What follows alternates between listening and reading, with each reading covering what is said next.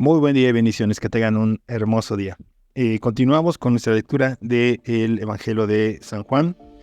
En el capítulo 1, versículo 35 dice así: El siguiente día, otra vez estaba Juan el Bautista y dos de sus discípulos.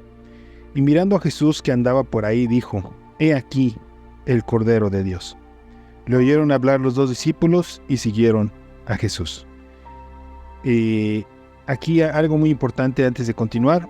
Ya veremos quiénes son estos dos discípulos, muy reconocidos por todos, pero simplemente Juan el Bautista, con humildad y sabiendo cuál era su lugar en los propósitos de Dios, comenzó a llamar a sus discípulos a seguir a nuestro Señor Jesucristo.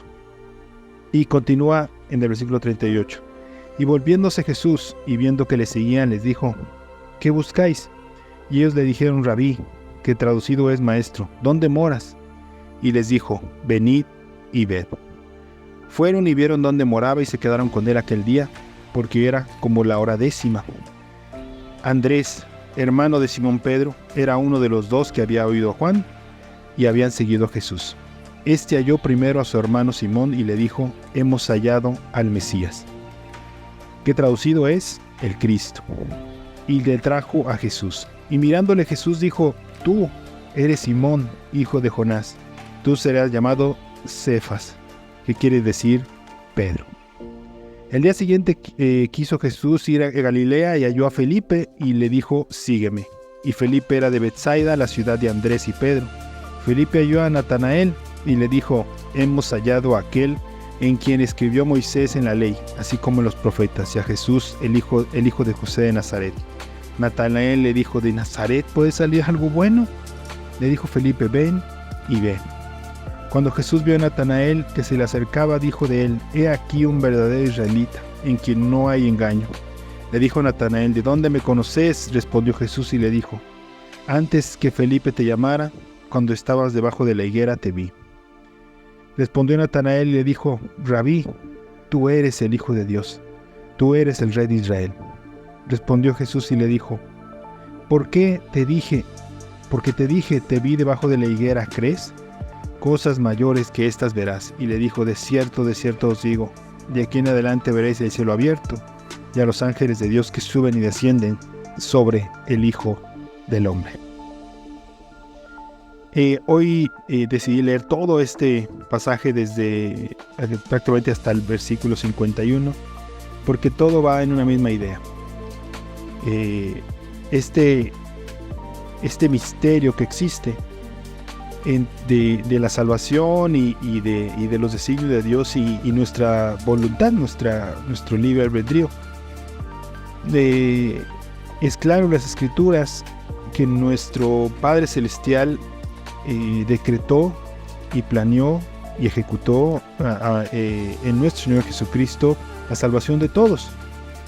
Pero también es claro que Judas tuvo una responsabilidad también y sin duda está en el infierno pagando por ese pecado de haber entregado a nuestro Señor Jesucristo. Es claro que Dios tenía el control absoluto sobre lo que sucedía en el reino de Egipto cuando el faraón esclavizaba a los israelitas. Pero también es claro que el faraón tenía una responsabilidad al no dejar ir al pueblo de Dios y por eso el castigo. En este sentido, cuando nosotros venimos a salvación, hay ese misterio otra vez de nuevo presente. Todos y cada uno de los que escuchamos aquí, todos los discípulos, son llamados por Jesús, son llamados por nuestro Señor Jesucristo a seguirlo. Y todos y cada uno toman la decisión de hacerlo. Es un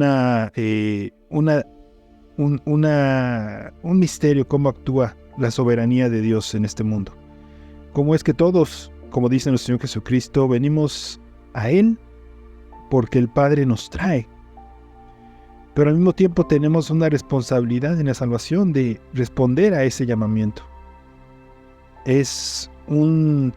Y en todos estos casos que vemos aquí, que leí rápidamente, después simplemente lo pueden volver a leer, de cómo nuestro Señor Jesucristo está llamando a seguirlo a Andrés, a Pedro, a Felipe, a Natanael, y todos responden, pero responden porque nuestro Señor los llama.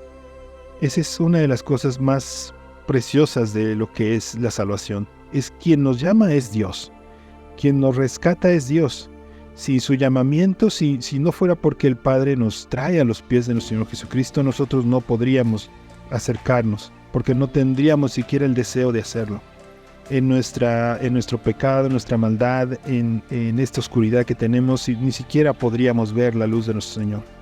Pero es gracias a que el Espíritu actúa en nosotros, que podemos responder a ese llamamiento y venir a los pies de nuestro Señor Jesucristo, y como todos y cada uno de los discípulos, seguirlo.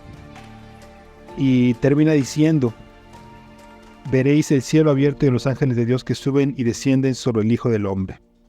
Es la primera vez que nuestro Señor Jesucristo usa este nombre para llamarse, que es el Hijo del Hombre, que viene de una de las profecías del profeta Daniel, en el cual se habla de que el anciano de días le entregaría el reino al Hijo del Hombre, de que el Hijo del Hombre, aquel que reinaría eternamente, descendería de los cielos con poder.